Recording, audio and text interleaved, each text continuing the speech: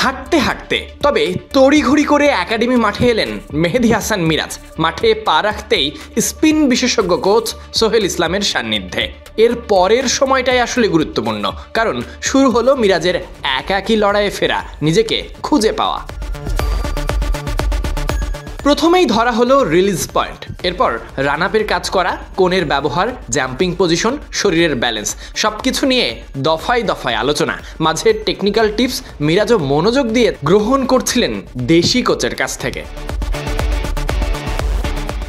বরাবরই আলোচনায় থাকে ব্যাটসম্যানদের হেড পজিশন কিংবা ফুটওয়ার্ক, তবে বোলারদের ক্ষেত্রেও যে সমান গুরুত্বপূর্ণ টেকনিক্যাল বিষয় থাকে, আজকের অনুশীলনটা তেমনই। কাঁধ, মাথার অবস্থান, রিলিজ পয়েন্ট কিংবা স্টেপ, প্রতিটি ধাপই হওয়া লাগবে পারফেক্ট। প্রতিটি ডেলিভারির পর ভুলগুলো ধরিয়ে দিচ্ছেন সোহেল ইসলাম। কখনো উইকেটের মাঝে দাঁড়িয়ে দেখছেন, কখনো বা পাশ থেকে দাঁড়িয়ে চোখে চোখে রাখছেন। কোথায় ঘাটতি মিরাজকে সেগুলো বুঝিয়ে দিচ্ছেন, মিরাজও নিজের প্রাপ্তি বুঝে নিচ্ছেন।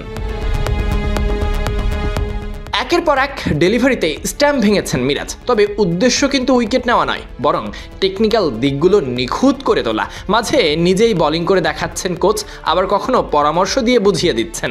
মিরাজও সেই নির্দেশনা মেনে প্রতিটি বল করে নিখুঁত হয়ে উঠছেন।